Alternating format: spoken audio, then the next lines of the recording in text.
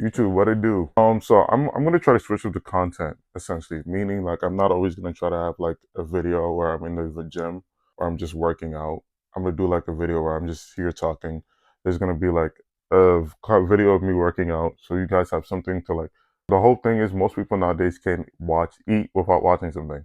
That's what I want my channel to be. I want it to be informative while also being entertaining. So that's exactly what we're gonna do. But anyway, we're gonna get straight into the video. It's gonna be 5 things that help me build my physique. I'm gonna have a picture of my physique right here, and then I'm gonna the video like I mentioned already. Anyway, I'm yapping too much. Anyway, we're gonna get straight into it. If you stay to the end, I might leave a bonus. Who knows? Up to you. It depends on you guys though. First one, incline dumbbell. This shouldn't really be a hot take because you know your chest. You see that flexing. That's I'm not flexing by that. I mean you see the I'm not trying to flex. That's a weird thing. You know how I'm flexing my pec? That's my upper chest being flexed in this instance, right? So one thing I realized, because what I used to do when I first started working out, I would do flat, incline, and then shoulder press. Very unnecessary. Flat and incline had damn near the same muscles. You don't have to believe me. Do your own research.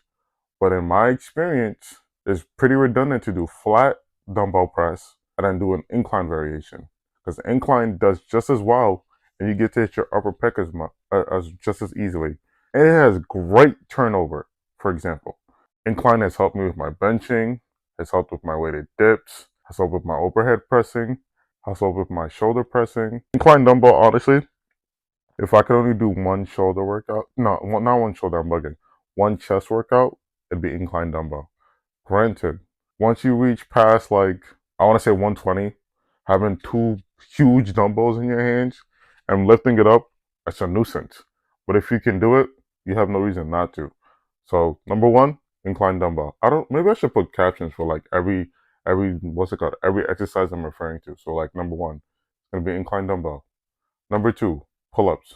What can I say about pull-ups that hasn't been said already? Honestly, if you get really good at pull-ups, and then pull-ups has like pull-ups, you can infinitely get better at them. Like once you can do like 10 to 12 good reps. One thing I had the habit of doing is I wouldn't go all the way down. So I'm not really like engaging my lats to the best of my abilities. That's one thing I used to do. Now I'm working on it.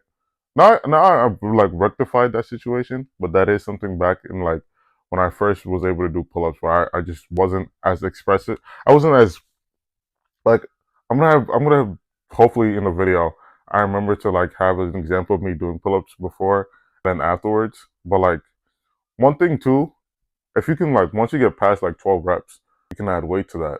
And weight is infinite. There's people who can do like 3 plates while doing a pull-up in their own body weight. Superhumans, but anything's possible.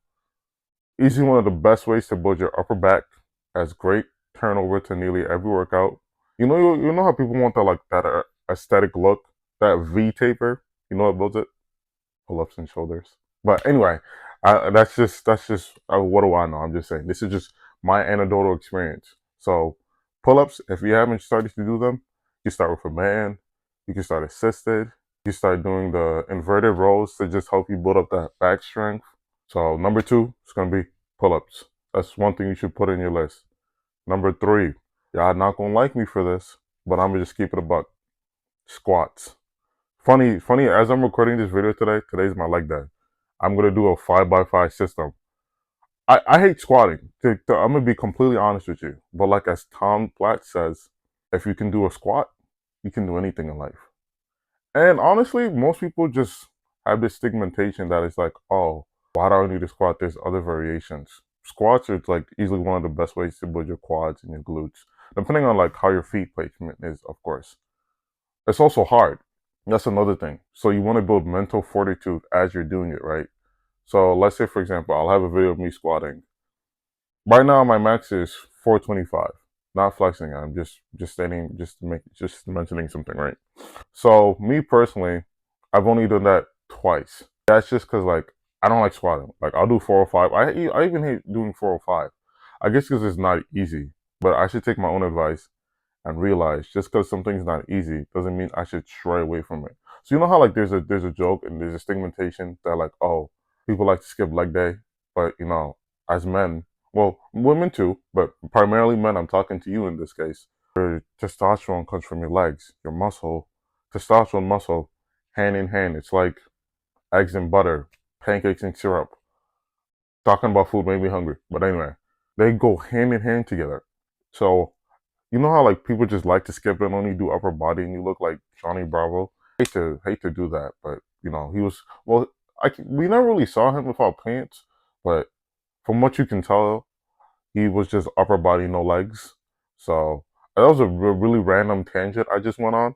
But long story short, if you're not squatting, you should start today. You don't even have to do Smith or like barbell, because don't get me wrong. Like I've always told myself, once I can do 500, I'm probably gonna stop, because it's a lot on my back, honestly. And then I like to deadlift in the same week, so it's like sometimes you can't do both. Well, maybe obviously the someone in the comments will be like, George, you could just go lighter. I don't want to go lighter. Granted, I'm my own problem, but at the same time, it's just something to also like keep in mind. But anyway, if you haven't squatted, something you should start now. Next one we're gonna get into dips. As Mike Mentor says, is easily the upper body squat, and I completely agree. Hit your chest, hit your triceps, hit your shoulder. Has great carryover into bench, incline dumbbell, most pressing movements. Honestly, it's like incline dumbbell. The only thing is it's your own body weight. So let's say, for example, you're a 200-pound man or woman, right? And you're able to do dips, 12 reps. Some people can't go too low because of their shoulder, which is a shoulder impingement. I understand that. But if you're able to do it, and then depending on how you position yourself, like if you're like upright, if you're more lean back, it's more like, depends on whether it be more chest or shoulders. Granted, dips is something where it's like, I have nothing bad to say about it. Like honestly, like I think I have pretty decent triceps, and that's just purely because like the amount of dips I've done, honestly. My goal, 4 plates. You don't have to do as much, obviously. That's just my own personal goal. But dips just have great carryover in nearly every work exercise. And I care about my strength, so which is why I prioritize things like such as dips. But that's just me personally. I feel like if you don't like dips, tricep press is a good alternative. But of course, all of these exercises that I'm mentioning, they have perfect alternatives. Like for example, hack squat. If you've seen my videos, I'm typically always at blank. If it was a hack squat there, I'd probably never barbell squat ever again. I'm gonna just be honest. But I'm gonna get more into the alternatives at the end. One more thing.